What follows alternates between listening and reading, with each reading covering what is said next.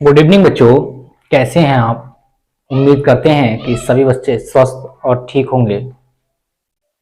तो student, next day हमने आपको वास्तविक संख्याओं के अंतर्गत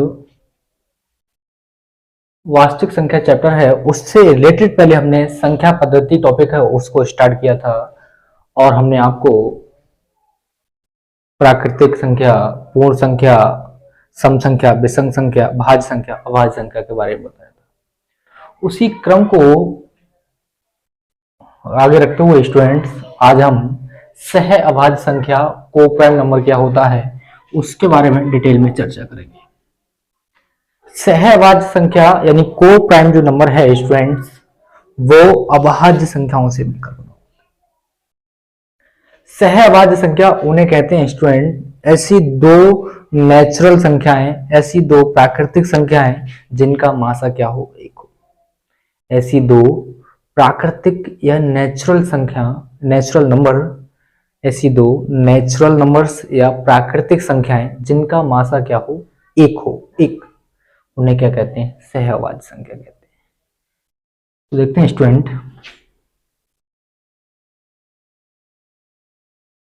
ऐसी दो प्राकृतिक संख्या जिनका मासा, ऐसी दो प्राकृतिक एक हो तो उसे सह अभाज्य संख्या कहते हैं। जैसे दो और तीन, दो और तीन हमारे पास सहअभाज्य संख्या है। चार और पांच या तीन और चार,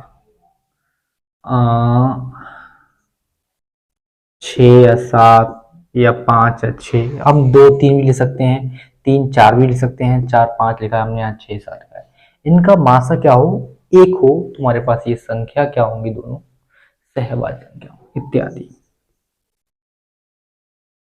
आइए देखते हैं कैसे। दो है स्टूडेंट, दो का अगर मैं गुणनखंड लिखना चाहूँ, गुणनखंड के रूप में लिखना चाहूँ तो दो गुणा एक लिखूंगा। दो को अगर गुणनखंड के रूप में लिखना चाहूँ तो दो गुणा एक लिखूंगा। ठीक इसी प्रकार से मैं तीन को गुणनखंड के रूप में लिखना चाहूँ तो मैं तीन गुणा एक लिखूंगा स्टूडेंट्स।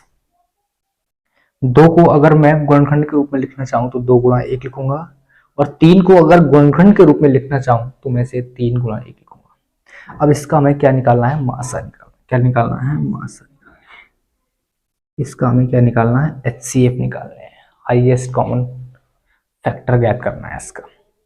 अब इसका हमें मासा निकालने के लिए स्टूडेंट, मासा में इंपॉर्टेंट क्या होता है, अगर हमारे पास दो संख्याएं हैं, एक संख्या दो है, एक संख्या हमारे पास तीन है, इनका गुणनखंड दो गुणा एक है, इसका गुणनखंड तीन गुणा एक है। अगर इन दोनों गुणनखंड में हमारे पास जो संख्या सेम है उसे एक बार लिखा जाता है। जो संख्या सेम है तो इसमें हमारे पास एक और एक सेम है, इसलिए एक बार लिख दिया। अगर कोई संख्या और सेम होती तो गुणा लगाकर उसको लिखते थे, लेकिन हमारे पास क्या है, इसमें एक और एक सेम होने के कारण हमने यहाँ एक लिखा, तो हमारे पास दो और तीन का मासा हमारे पास कितना है? एक है स्टूडेंट्स।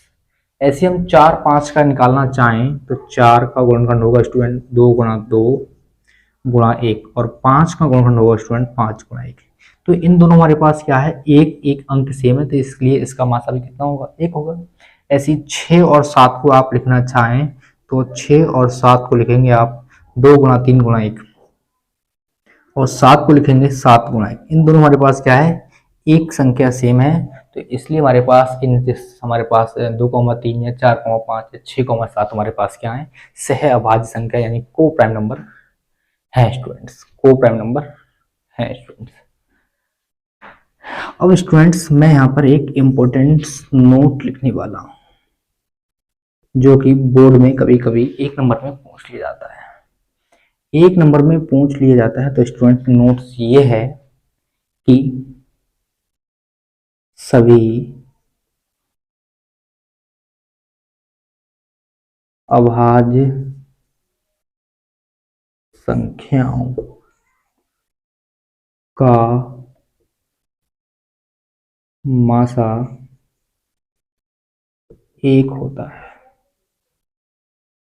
सभी अभाज्य संख्याओं का मासा क्या होता है? एक होता है। जैसे देख लीजिए स्टूडेंट्स, 2 3 4, 2 3 5 7 और 11 डॉट डॉट डॉट। 2 3 5 7 में हमारे पास किसी भी संख्या का गुणनखंड नहीं है, केवल इनके प्रत्येक के गुणांक हमारे पास, इसके एक होगा, इसका एक होगा, इसका एक होगा, इसका। यहाँ 2 गुणा 1 लिख सकते हैं, यहाँ 3 गुणा 1 लिख सकते हैं, यहाँ 5 गुणा 1 लिख सकते हैं, यहाँ 7 गुणा 1 लिख सकते हैं। तो सब में हमारे पास जो गुणनखंड है वो क्या है? एक समान है। इसलिए अभाज्य संख्याओं का हमारे पास मासा कितना होता है? एक होता है। क्या होता है?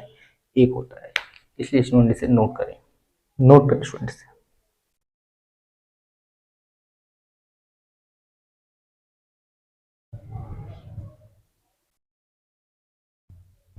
आइए स्टूडेंट इसे रफ करते हैं।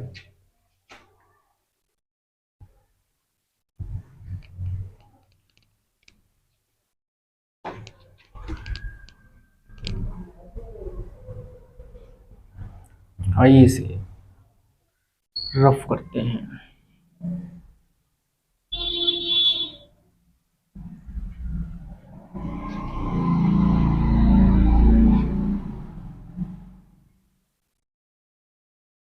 तो अगला टॉपिक है हमारे पास नंबर 7, अभाज्य युग्म। अभाज्य युग्म, अभाज्य युग्म मतलब होता है ट्विन प्राइम। अभाज्य युग्म क्या होता है? युग्म का मतलब होता है स्टूडेंट जोड़ा से, यानी दो ऐसी अभाज्य संख्या होंगी जिनका कुछ ना कुछ क्या होगा? मान होगा। अब अभाज्य युग्म किसे कहते हैं? युग्म का तो मतलब होता है हमारे पास ट्विन से, यानी जोड़ा से मतलब होता है। और अभाज्य का मतलब आप जानते हैं, जो संख्या क्या हो? अन्य संख्याओं से विभाजित ना हो। तो ऐसी इसमें क्या होंगे? हमारे पास दो संख्या होंगी जिनका कुछ ना कुछ रिलेशन होगा। अब आइए हम आपको बताते हैं अभाज्य युग्म क्या होता है। अभाज्य युग्म यानी ट्विन प्राइम नंबर उसे कहते हैं स्टूडेंट्स जिनमें किन्हीं दो अभाज्य संख्याओं का अंतर कितना हो? 2 हो। तो पहले मैं इसकी डेफिनेशन लिखता हूं स्टूडेंट्स। किन्हीं दो अभाज्य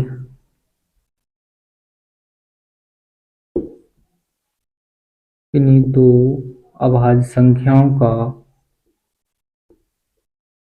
अंतर 2 हो तो उन्हें अभाज्य युग्म कहते हैं। किन्हीं दो अभाज्य संख्याओं का अंतर अगर ये 2 है तो उन्हें क्या कहते हैं? अभाज्य युग्म कहते हैं। जैसे देख लीजिए स्टूडेंट्स, याद रखना प्रत्येक अभाज्य संख्या अभाज्य युग्म नहीं हो सकती। किन्हीं दो क्रमागत अभाज्य संख्या हैं वो अभाज्य युग्म नहीं हो सकती। पहले देख लेती है अभाज्य संख्या हमारे पास क्या होती है। हमारे पास अभाज्य संख्या होती है 2 3 5 7 11 13। ये हमारे पास अभाज्य संख्या डॉट डॉट और मैं लिखूँ 17 लिख सकता हूँ, 19 23। ये हमारे मान और आ गया। अब इनका और इनका अंतर, क्रमागत अंतर हमारे पास दो संख्या 2 और 3 है। अगर 3 में से मैं 2 घटाऊं हमारे पास कितना आ रहा है? 1 आ रहा है। तो ये अभाज्य युग्म नहीं है क्योंकि इनका अंतर हमारे पास 1 है और आना कितना चाहिए? 2 आना चाहिए। मैं 3 में से 5 को घटा दूं या 5 में से 3 को घटा दूं, 5 में से 3 को घटा दूं तो हमारे पास कितना आया? 2 आया। तो हमारे पास 3,5 दो अभाज्य संख्या है। तो ये हमारे पास कौन सी संख्या है? दोनों हमारे पास क्या है? अभाज्य युग्म है। सेम हम क्या कर सकते हैं? 5 7 ले सकते हैं। 7 में से 5 को घटाने में हमारे पास 2 आता है, तो 5,7 और 3,5 हमारे पास क्या है, अभाज्य युग्म है, परंतु ये नहीं। ऐसी 7,11, 11 में से 7 को घटाने पर हमारे पास 4 आता है, तो ये अभाज्य युग्म नहीं है।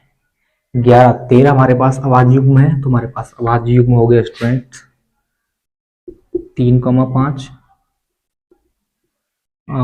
3,5, 5,7, 11,13, आगे और जुड़ सकते हैं इत्यादि। ये हमारे पास अभाज्य युग्म इसलिए हैं क्योंकि 5 में से 3 घटाने में हमारे पास तब भी 2 बचेगा, 7 में से 5 घटाने तब भी हमारे पास 2 बचेगा, और 13 में से 11 घटाने हमारे पास तब भी 2 बचेगा, इसलिए हमारे पास यहाँ है ये अभाज्य युग्म है। नोट्स करना स्टूडेंट।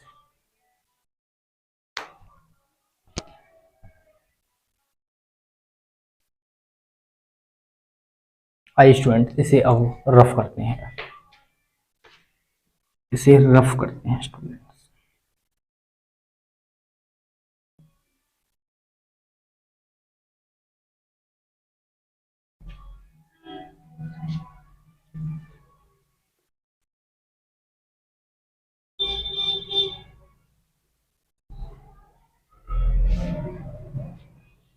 इसके बाद हमारे पास अगला नेक्स्ट नंबर है स्टूडेंट, हमारे पास 8 नंबर, उसे कहते हैं पूर्णांक संख्या।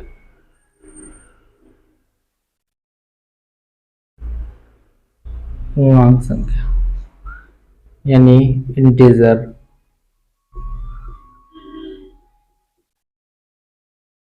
नंबर। पूर्णांक संख्या यानी इंटीजर। पूर्णांक संख्या किसे कहते हैं स्टूडेंट, आइए देखते हैं। पूर्णांक संख्या का जो फॉर्मेशन है वो पूर्ण संख्या यानी होल संख्या के द्वारा होता है। होल संख्या यानी पूर्ण संख्या के द्वारा होता है। पूर्णांक संख्या है उनका जो फॉर्मेशन है वो पूर्ण संख्या के द्वारा होता है। आइए देखते हैं पूर्णांक संख्या क्या होती है। सभी पूर्णांक संख्या कैसी होती है, धनात्मक होती है। ये सभी पूर्ण संख्या हमारे पास कैसी है, पूर्ण संख्या सभी पॉजिटिव होती है, लेकिन पूर्णांक संख्या धनात्मक ऋणात्मक भी होती है, दोनों होती हैं। पूर्णांक संख्या धनात्मक भी होती है और ऋणात्मक भी होती है, लेकिन पूर्ण संख्या कैसी होती है, ओनली पॉजिटिव होती है। अच्छा भाई, अब देखते हैं पूर्ण संख्या होती क्या है, किससे कहते हैं, क्या होती है, कैसे पता चले कि हमारे पास दी गई संख्या पूर्ण है या पूर्णांक है। अगर संख्या दी गई हमारे पास पॉजिटिव है, सभी हमारे पास कैसी है, पॉजिटिव है, धनात्मक है, तो संख्या पूर्ण होगी। और जिसमें दी गई संख्या धनात्मक ऋणात्मक दोनों है, तो संख्या हमारे पास कैसी होगी, पूर्णांक होगी। पूर्णांक हो गई स्टूडेंट्स। पूर्णांक संख्या उन्हें कहते हैं ऐसी पूर्ण संख्या, कैसी, ऐसी पूर्ण संख्या, और उन्हीं पूर्ण संख्याओं से बनी क्या, ऋणात्मक संख्या। ये सभी हमारे पास क्या है, पूर्ण संख्या है, और ऐसी इन्हीं पूर्ण संख्याओं को किसमें चेंज कर दूं मैं, ऋणात्मक में, यानी माइनस का चिन्ह लगाने पर जो हमारे पास टोटल पूर्ण धनात्मक और ऋणात्मक संख्या प्राप्त होगी वो क्या कहलाएगी, पूर्णांक कहलाएगी। यानी पूर्णांक संख्या का जो फॉर्मेशन है वो पूर्ण संख्याओं के द्वारा होता है। यानी पूर्ण संख्या और पूर्ण संख्याओं पर अगर वो माइनस का साइन लगा दूं तो हमारे पास जो भी नंबर प्राप्त होगा वो इंटीजर नंबर होगा। तो स्टूडेंट देखते हैं कि पूर्ण संख्या तथा उससे बनी, पूर्ण संख्या तथा उससे बनी ऋणात्मक पूर्ण संख्या को पूर्णांक संख्या कहते हैं। ठीक, और इसे किससे शो करते हैं, इसे आई से रिप्रेजेंट करते हैं, इसे आई से प्रदर्शित करते हैं।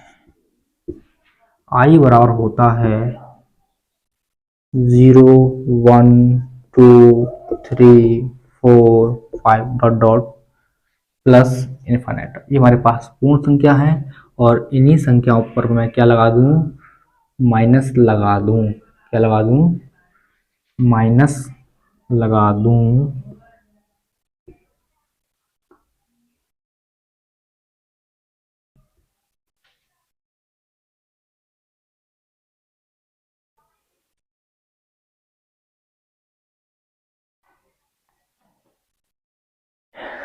इसको शायद दिख ना रहा होगा, तो मैं माइनस के 5 4 3 2 -1 माइनस -3 -5 माइनस, ये हमारे पास पूर्ण संख्या है और इन्हीं पूर्ण संख्या से हमारे पास क्या बनी, ऋणात्मक पूर्ण संख्या को हम इस पूरे को क्या कहते हैं, पूर्णांक संख्या कहते हैं। क्या कहते हैं, पूर्णांक संख्या। यानी पूर्ण संख्या हमारे पास ये है, यहां से लेकर यहां तक। जीरो को ना तो धनात्मक पूर्णांक माना जाता है और ना ही ऋणात्मक पूर्णांक माना जाता है। जीरो ना तो धनात्मक पूर्णांक है और ना ही क्या है, ऋणात्मक पूर्णांक है। तो स्टूडेंट्स, ये हमारे पास पूर्ण संख्या है और इन्हीं पूर्ण संख्या से हमारे पास क्या होगा, नहीं, ऋणात्मक पूर्ण संख्या। इसलिए इस पूरी संख्या को कहते हैं पूर्णांक कहते हैं। तो मैं लिखता हूं शून्य ना तो धनात्मक पूर्णांक है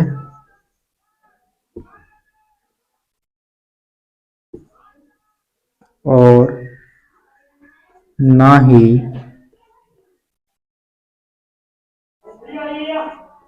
ऋणात्मक पूर्णांक है। जीरो ना तो धनात्मक पूर्णांक है और ना ही हमारे पास क्या है, ऋणात्मक पूर्णांक है। तो स्टूडेंट ध्यान रखना कि पूर्ण संख्या सम और विषम क्या हो सकती है, दोनों हो सकती है। पूर्णांक संख्या हमारे पास कैसे हो सकती है,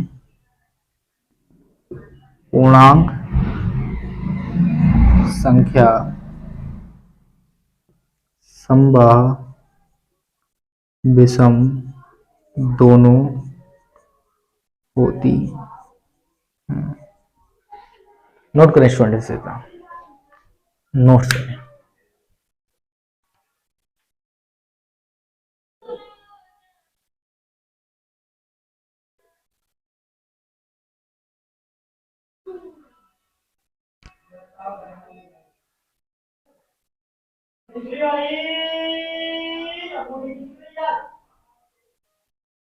तो आइए स्टूडेंट इसे रफ करते हैं, इसे रफ करते हैं।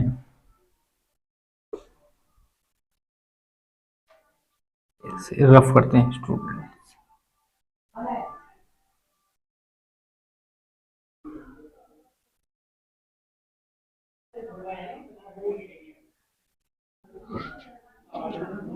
इसके बाद हमारे पास है स्टूडेंट्स 9 नंबर,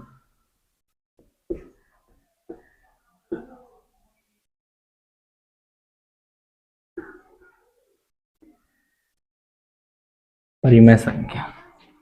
परिमेय संख्या मतलब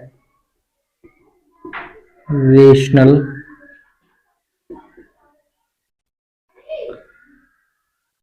नंबर, रेशनल नंबर। ये हाई स्कूल लेवल का टॉपिक है स्टूडेंट और इम्पोर्टेंट भी है। हाई स्कूल लेवल का ये टॉपिक है और इम्पोर्टेंट भी। परिमेय संख्या किसे कहते हैं, क्या होती है परिमेय संख्या, आइए देखते हैं। स्टूडेंट आपने परिभाषा पढ़ी होगी कि ऐसी संख्या जिन्हें अंश बटे हर के रूप में लिखा जा सकता है। ऐसी संख्या जिसे आप क्या कर सकते हैं, अंश बटे हर के रूप में लिख सकते हैं, वो संख्या क्या कहलाती हैं, परिमेय कहलाती हैं। यही तो आपने पढ़ा होगा। और लास्ट में ये देखा होगा कि हर का मान क्या होगा, जीरो नहीं होना चाहिए। यानी ऐसी संख्या जिन्हें अंश बटे हर के रूप में लिखा जा सकता है उन्हें परिमेय संख्या कहते हैं। और परिमेय के लिए क्या कंडीशन है कि हर का मान क्या हो, जीरो नहीं होना चाहिए। अगर हर का मान हमारे पास क्या हो जाए, मान लो जीरो हो जाए, क्या हो जाए, जीरो हो जाए, तो संख्या बटे जीरो हमारे पास क्या आता है, अनंत आता है। तो इसलिए जीरो नहीं होना चाहिए, इसलिए हमारे पास क्या हो, जीरो नहीं, यानी हर का मान क्या हो, जीरो नहीं होना चाहिए। तो एक परिभाषा तो मैं ये लिखता हूं ऐसी संख्या जिन्हें अंश बटे अंश जिन्हें अंश तथा हर के रूप में लिखा जाता है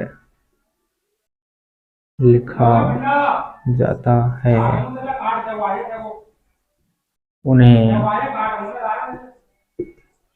परिमेय संख्या कहते हैं। परिमेय संख्या कहते हैं।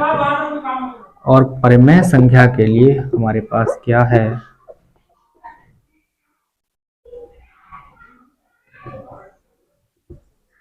अंश बटे हर के रूप में लिखा जा सकता है। आप ये भी लिख सकते हैं p बटे क्यू के रूप में, यानी q बटे p बटे क्यू के रूप में, a बटे b कुछ भी हो सकता है के रूप में लिखा जाता है, जबकि q का मान हमारे पास क्या हो, जीरो नहीं, हर का मान जीरो नहीं होना चाहिए। ये हमारे पास क्या परिमेय है। लेकिन क्या ये कॉन्सेप्ट हमारे लिए लागू सही है? इसी के आधार पर क्या परिमेय अपरिमेय की पहचान होती है? कहीं तक सीमित है, लेकिन इसके द्वारा हम सत्यता पूर्णता ये ज्ञात नहीं कर सकते कि संख्या परिमेय है या अपरिमेय। जैसे मान लो हमारे पास 4 है, 5 है और 4/5 है। इसके बटे में लिखना चाह रहा हूँ मैं इसे 4/8 हो गया और ये 5/12 हो गया, 5/12 और 1/3। ये सभी हमारे पास क्या है, परिमेय है। क्यों परिमेय है भाई? आइए अब मैं बताता हूँ आपको परिमेय क्या है। 4 को 8 से भाग देंगे, हमारे पास 1/2 हो गया, इसका मान आ गया 0.5। 12 को 5 से भाग करेंगे तो आपको 12 चौक 48, 2 बचे 12, पॉइंट लगाया, 0 लाया, 12 चौक 48, 2 बचे, पॉइंट लगाया, 12 एकम 12, हमारे पास बचे 8, पॉइंट लगाया, 0 आ लिया, 12 पंजे 60, 12 छः 72, 8 बचे, 0 आ लिया, 12 छः 72, 12 छः 72, 72 आता रहेगा, 6 आता रहेगा। 4/5 का मतलब है 0.8, 1/3 का मतलब है 0.333333। ये स्टूडेंट, परिमेय संख्या का या तो मान कैसा हो, बिल्कुल निश्चित हो, यानी भाग करने पर पूरी संख्या क्या हो जाए, विभाजित हो जाए। परिमेय संख्या के अंतर्गत आप किसी अंश को हर से क्या कर रहे हैं, भाग कर रहे हैं, और भाग करने पर उसका मान कैसा आ जाए, निश्चित आ जाए, यानी वो संख्या क्या हो जाए, पूर्णतः विभाजित हो जाए। तो संख्या कैसी होगी, परिमेय होगी। तो पहले लिखते हैं परिमेय संख्या कैसी होती है। परिमेय संख्या निश्चित, परिमेय संख्या निश्चित होती है। कैसी होती है, निश्चित होती है, नंबर 1। दूसरा क्या है, दूसरा बहुत इंपॉर्टेंट कॉन्सेप्ट है स्टूडेंट्स। परिमेय संख्या में क्या होती है, दशमलव के बाद अगर किसी संख्या की बार बार क्या होती है, पुनरावृत्ति होती है, या संख्या वो बार बार दोहराई जाती है, तो वो संख्या क्या होती है, परिमेय होती है। जैसे 1/3 हमारे पास मान क्या है, 0.3333 संख्या है, जिसमें हमारे पास क्या हो रहा है, 3 की बार बार क्या हो रही है, पुनरावृत्ति होने के कारण 1/3 हमारे पास क्या है, परिमेय। 12/7 को भाग कर रहे तो उसका मान 0.416666 आ रहा था, बार बार आ रहा था। तो तुम्हारे पास क्या थी, 6 की बार बार पुनरावृत्ति हो रही थी। यहाँ 3 की बार बार पुनरावृत्ति होने के कारण संख्या हमारे पास कैसी है, परिमेय। और जिसमें हमारे पास भाग करने पर संख्या में पुनरावृत्ति ना हो, वो संख्या कैसी होती है, अपरिमेय होती है। तो परिमेय संख्या कैसी होती है, सतत होती है। कैसी होती है, सतत। सतत या अंकों की पुनरावृत्ति होती है। अंकों की क्या होती है, पुनरावृत्ति होती है। स्टूडेंट्स नोट करें इतना। नोट करें।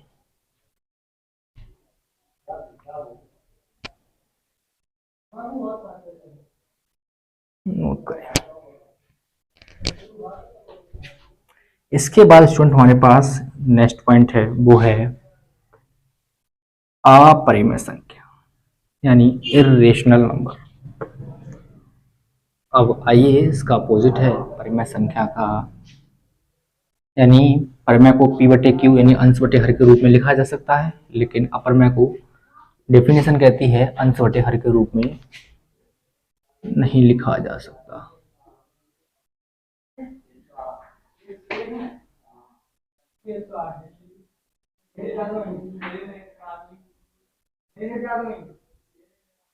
इर्रेशनल नंबर, अपरिमेय संख्या उसे कहते हैं जिसे p बटे क्यू के रूप में यानी अंश बटे हर के रूप में नहीं लिखा जा सकता, जबकि q का मान क्या हो, 0 के बराबर ना हो। p बटे क्यू के रूप में नहीं लिखा जा सकता है, फिर भी q का मान क्या हो, 0 के बराबर नहीं होना चाहिए। 0 की जगह कोई संख्या हो सकता है, वो क्या कहलाती है, अपरिमेय कहलाती है। क्या लिखते हैं, ऐसी संख्या जिन्हें p अपॉन क्यू के रूप में या अंश बटे हर ले सकते हैं, p तथा p क्यू के रूप में नहीं लिखा जा सकता है, उन्हें अपरिमेय संख्या कहते हैं।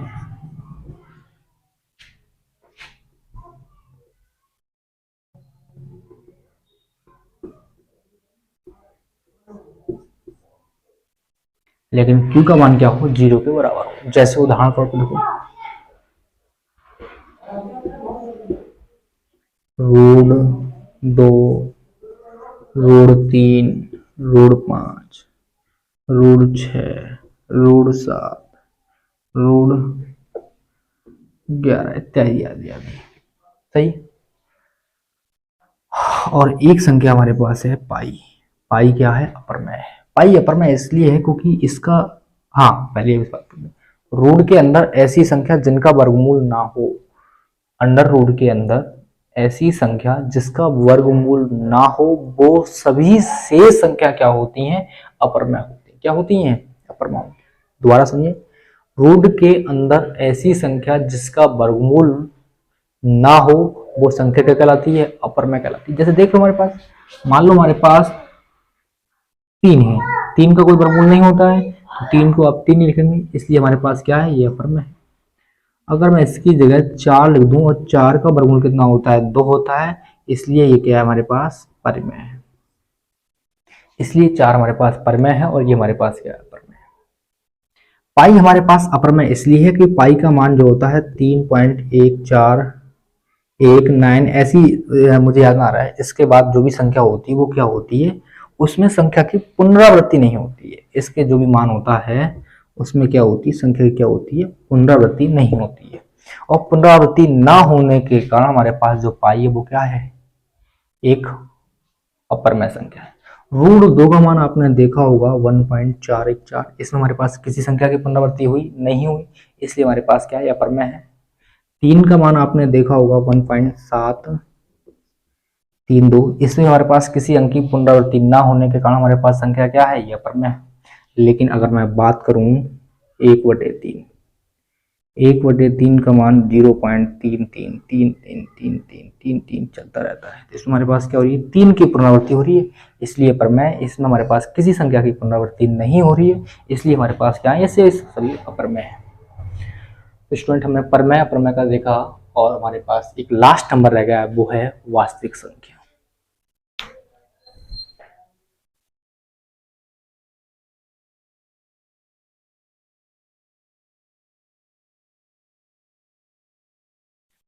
तो स्टूडेंट आज का लेक्चर यहीं समाप्त करते हैं, और कल हम आपका जो चैप्टर वास्तविक संख्या है उसको स्टार्ट के साथ मिलेंगे। कल हम आपको वास्तविक संख्या किसे कहते हैं उसके बारे में बताएंगे, फिर आपका जो चैप्टर है उसका जो क्वेश्चन है उनको सॉल्व कराएंगे। तो आज के लिए इतना ही काफ़ी। धन्यवाद स्टूडेंट्स।